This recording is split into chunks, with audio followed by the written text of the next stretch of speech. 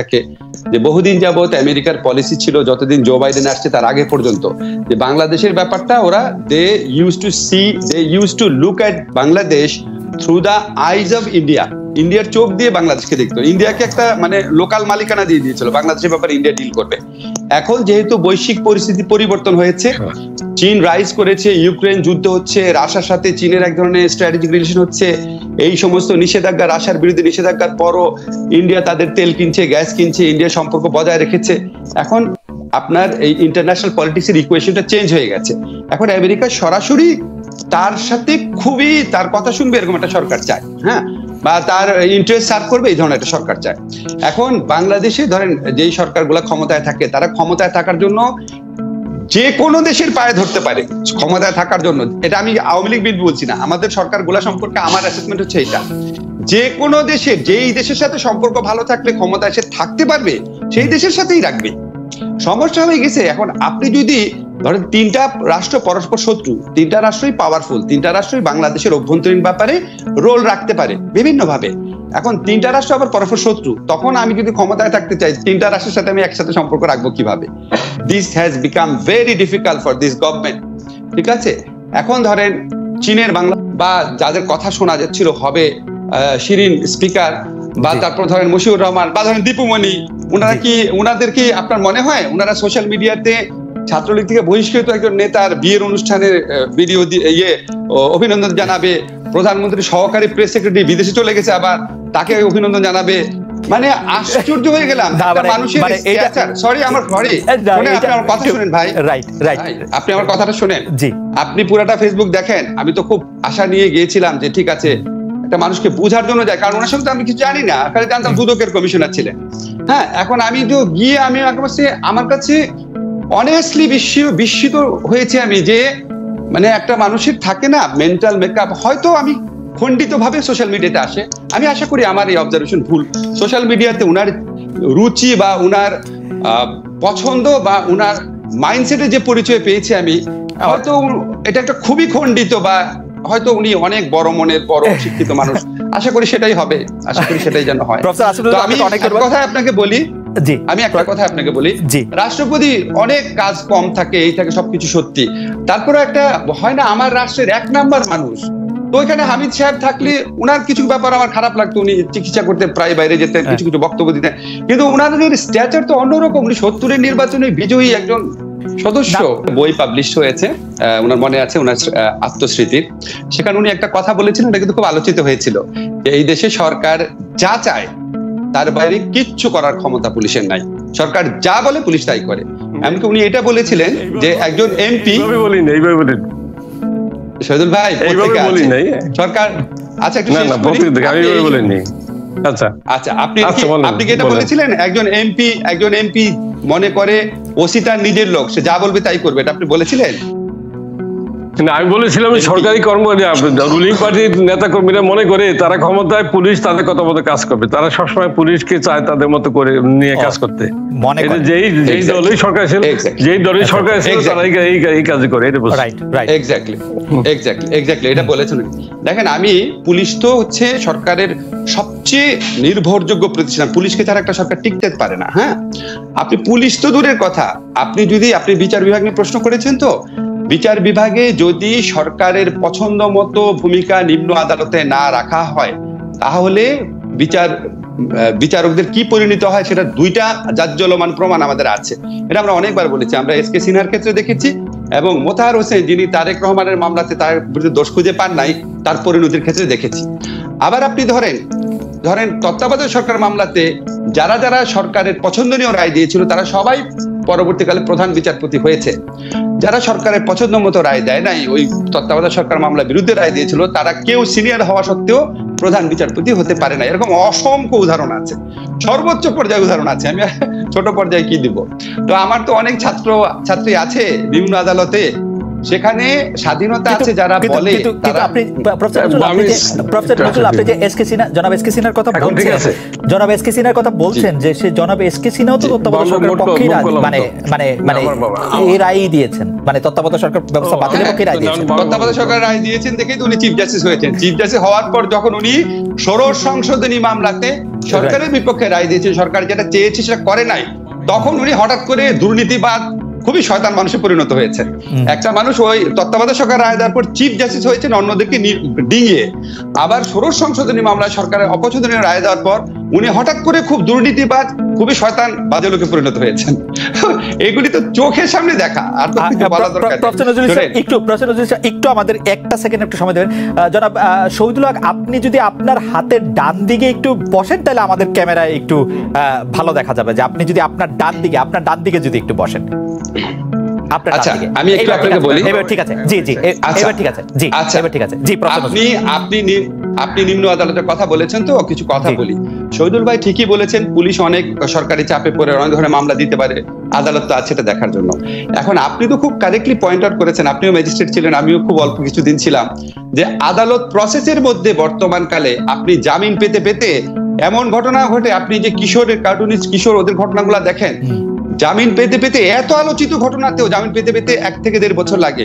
ছাত্র অধিকার পরিষদে যে কর্মীগুলা আপনার জেলে গিয়েছিল বিনা কারণে, তাদের জামিন পেতে কারো 1.5 বছর 2 বছর লেগেছে।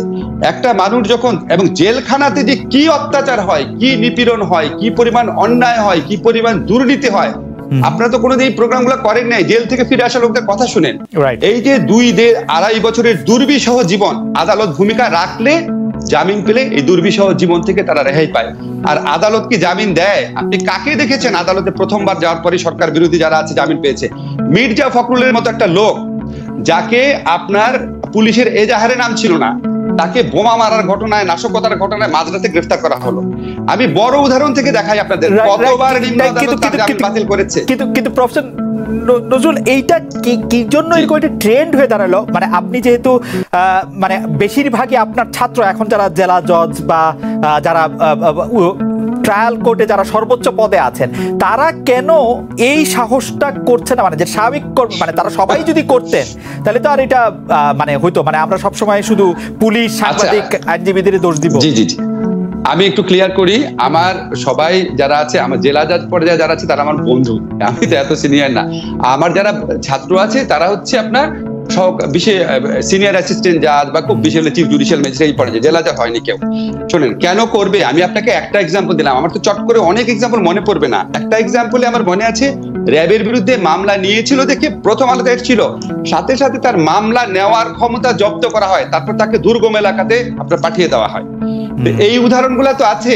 এবং আমি তো ছাত্রদের নাম বলতে পারবো না, যাদের ক্ষেত্রে অভিযোগ আছে যে বিএনপি আমলে তারা ভালো ভালো পোস্টিং পেয়েছিল, তাদেরকে অত্যন্ত খারাপ খারাপ পোস্টিং দেওয়া হয়েছে। যাদের ক্ষেত্রে দেখা যায় যে মানে, আচ্ছা আপনি এটা বাদ দেন, আপনি কি এরকম কোনো ঘটনা দেখেছেন আওয়ামী লীগের বিরুদ্ধে মামলা দিতে গেলে নিম্ন আদালত গ্রহণ করে দেখেছেন? আর আপনি কি এমন কোনো ঘটনা দেখেছেন যে বিএনপির বিরুদ্ধে মামলা দিতে গেলে মামলা গ্রহণ করা হয়নি? এটা দেখেছেন? আপনি একটা রিসার্চ করে দেখেন, যে আমি আপনাকে কনফিডেন্টলি বলবো মিনিমাম 80% ক্ষেত্রে আওয়ামী লীগের বিরুদ্ধে মামলা দিতে গেলে, ছাত্রলীগের বিরুদ্ধে মামলা দিতে গেলে, যুবলীগের বিরুদ্ধে মামলা দিতে গেলে আদালত এটা গ্রহণই করে না, আদালত গ্রহণই করে না। এবং মিনিমাম, আবার বলি আপনাকে, মিনিমাম 90% ক্ষেত্রে, মিনিমাম সম্ভবত 100%, আওয়ামী লীগ যদি বিএনপির কারো বিরুদ্ধে মামলা দিতে যায়, আদালত এটা গ্রহণ করে। এই উদাহরণ থেকে বোঝা যায় না? আমি একটু প্রফেসর আসিফুল আপনাকে একটু থামাই, একটু জনাব শহীদুল হকের কাছে জানতে চাইবো, আপনি যে বিষয় নিয়ে কথা বলছেন, আমরা জানি যে 2 ধরনের ফৌজদারি মামলা আছে, সিআর এবং জিআর। জিআর মামলা যেগুলি পুলিশ সরাসরি গ্রহণ করে এবং পুলিশ যেগুলি আসলে পরিচালনা করে, সেই মামলাগুলি নেয়ার ক্ষেত্রে তারা যদি বিএনপির লোক হয় বা আওয়ামী লীগের বিরুদ্ধে কোনো মামলা হয়, পুলিশ নেয় না, এই অভিযোগ আমরা সব জায়গা থেকে পাই। পদ্ধতিটাকে তত্ত্বাবধায়ক সরকার করতে নিরপেক্ষ করার জন্য, মানে বদলির সাথে নির্বাচনের নিরপেক্ষতা বা নির্বাচনের পক্ষপাতিত্বের একটা বিরাট সম্পর্ক আছে, এটা বুঝতে রকেট সায়েন্টিস্ট হওয়া দরকার নাই। আমার কাছে আপত্তির কোনটা জানেন? শহীদুল ভাই যেটা বললো, সরকার তার পক্ষে লয়াল লোককে দিবে টিবে, কোনো সমস্যা নাই, দেখ সরকার তার পক্ষে লয়াল লোককে ইংল্যান্ড আমেরিকাতে দেয়। সমস্যা হচ্ছে সরকারের লয়াল কারা? আপনি আমাকে একটু টাইম দিন, আমরা একটা কেস স্টাডি দেখি, নাম বলবো না পুলিশ কর্মকর্তার।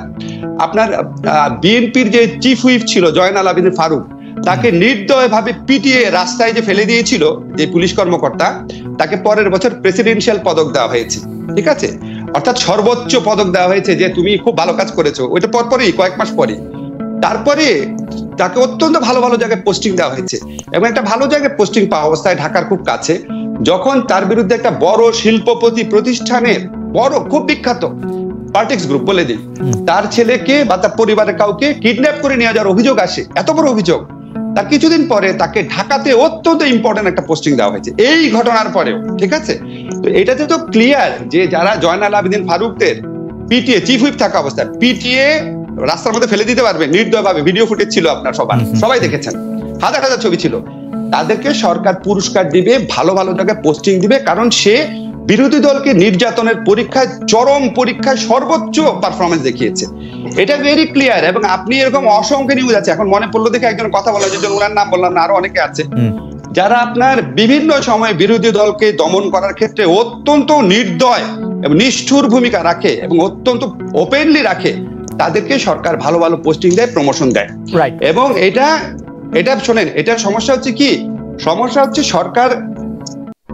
সরকারের কাজ হচ্ছে দেশে আইন শৃঙ্খলা পরিস্থিতি রক্ষা করা, সরকারের কাজ হচ্ছে বিরোধী দল বা ভিন্ন মতাবলম্বীদেরকে পিটানো না। এখন যখন একটা দল ক্ষমতায় আসে, তার একমাত্র লক্ষ্য থাকে বিরোধী দল ভিন্ন মতাবলম্বী তাদেরকে পিটায় সাইজ করে দিব, যাতে সুষ্ঠুভাবে ইলেকশনের কথা বলতেই না পারে, বা সুষ্ঠুভাবে ইলেকশন দাবি করার বা আদায় করার তাদের জন্য ক্ষমতাই না থাকে। এটা যখন একটা সরকারের নিয়ত থাকে, তখন আমি একটু বলি, তখন সে লয়াল হিসাবে সেই সমস্ত পুলিশ অফিসারকে দিবে যারা আইন কানুনের তোয়াক্কা না করে বিরোধী দলের উপর নির্মম নির্যাতন চালাবে, বিনা উস্কানিতে গুলি ছুড়বে, গায়েবী মামলা দিয়ে হাজার হাজার কর্মীকে গ্রেফতার করবে। সরকারের যখন নিয়ত থাকে যে আমি একটা ফেয়ার এন্ড ফ্রি ইলেকশন করব, বা একটা কেয়ারটেকার গভর্নমেন্ট আছে, ফেয়ার এন্ড ফ্রি ইলেকশন হবে, তখন সরকার এই পর্যায়ে লয়াল লোক হিসাবে নিষ্ঠুর আইনের তোয়াক্কা না করা নির্যাতনকারী অন্য দলকে দমনকারীকে বেছে নেয় না। This is the difference. আমার মনে হয় যে এই ব্যাপারটা নিয়ে আমি একটু জনাব শহীদুলের কাছে জানতে চাই, আমি শুধু প্রফেসর আসিফ নজরুল আপনাকে জানতে চাই যে আপনি তত্ত্বাবধায়ক সরকারের সময় বড় কর্মকর্তাদের বদলির কথা বলছিলেন, কিন্তু আমরা দেখেছি যে বাংলাদেশ আসলে বাইনারি দুই ভাগে বিভক্ত। আওয়ামী লীগ সরকার ক্ষমতা থেকে চলে গেলে তত্ত্বাবধায়ক সরকার আসলে যাদেরকে নিয়োগ দিবে তারা এসেনশিয়ালি যারা আওয়ামী লীগকে অপছন্দ করে বা আওয়ামী লীগের বিরুদ্ধে তাদের মানে স্পষ্ট অবস্থান রয়েছে। তো সেটা কি আসলে একটা মানে লেভেল প্লেইং ফিল্ড হয় কিনা? যারা তত্ত্বাবধায়ক সরকার আসে তারা তো অ্যাবসলিউটলি আওয়ামী লীগের এগেইনস্টে তাদের কিছু লোক বসাবে, যারা আসলে আওয়ামী লীগকে হেট করে, আওয়ামী লীগের ধ্বংস চায়। তো সেটা একটা লেভেল প্লেইং ফিল্ড হয় কিনা? জি জি, আমি আপনাকে গ্যারান্টি দিলাম, তত্ত্বাবধায়ক সরকারের সাবেক কিছু উপদেষ্টাকে নিয়ে আসেন, ওনারা কিভাবে জানেন, আওয়ামী লীগ আমলে ধরেন 100 জন পুলিশ কর্মকর্তা আছে, ধরেন বিএনপি আমলে 100 জনের মধ্যে বিএনপি 20 জনকে অত্যন্ত বড় বড় বা ভালো ভালো ফেভার করবে, বড় বড় পোস্টিং দিবে, বড় বড় প্রমোশন দিবে, ডিঙ্গায় প্রমোশন দিবে, আর হচ্ছে 20 জনকে সাইজ করবে। তো ওই 20 জন হচ্ছে আওয়ামী লীগ, আর 20 জনকে অত্যন্ত ফেভার করবে, তারা হচ্ছে বিএনপির। মাঝখানের যে অংশটা আছে, যারা সাইজও হয় না এবং যাদেরকে খুব বড় ফেভারও করা হয় না, তত্ত্বাবধায়ক সরকার আমলে প্রধানত তাদের কর্মকর্তাদের নেওয়া হয়। আপনি ইনভেস্টিগেট করে দেখেন, নেওয়া হয়েছে, যে কারণে তত্ত্বাবধায়ক সরকার আমলে যে ইলেকশন গুলা হয়েছে সেখানে 2 বার আওয়ামী লীগ 2 বার বিএনপি বিজয় হয়েছে। না, আমার মনে হয় 2001 সালে আমরা মানে সেই সময় আমি মাঠে ছিলাম বলে আমার রিপোর্টার হিসেবে মনে আছে, 2001 সালে আসলে ফেনীর যে ডিসি কে নিয়ে আসা হলো বা যে যাকে করা হয়েছিল, আপনি জানেন যে তাদের মধ্যে অনেকেই আসলে খুবই আওয়ামী লীগের এগেইনস্টে যাদের পজিশন ছিল বলে আমরা সেটি জানতাম। যাই হোক, আমরা আবার আসবো ফেনী নোয়াখালীর কথা, কিছু হতে পারে। আমি জেনারেল ট্রেন্ডের কথা বলছি। আমি একটু জনাব শহীদুল হকের কাছে আসি। জনাব শহীদুল হক, জনাব আসিফ নজরুল যার কথা বললেন, উনি আমার ব্যাচমেট, ইউনিভার্সিটিতেও চাকরিতেও কিছুটা। তো তাকে কি আসলে মানে মারধর করার জন্য পুরস্কৃত করা হলো কিনা বারবার বিতর্কিত হওয়া সত্ত্বেও তাকে আসলে পুরস্কার করা হয়েছে। উনাকে গাজীপুর থেকে প্রত্যাহার করা হয়েছিল গাজীপুরের এসপি হিসাবে, তার 7 দিনের মাথায় তাকে আবার গাজীপুরে পাঠানো হয়েছে। নির্বাচন কমিশন বলেছিল যে তিনি